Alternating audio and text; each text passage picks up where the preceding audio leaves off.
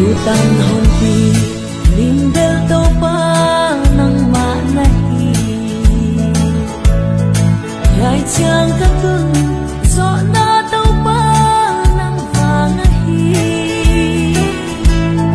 Laway na tang bikalaka Tutan honti honhuay to pa Nahoy na le na day sakna at hupilwa Tutan honti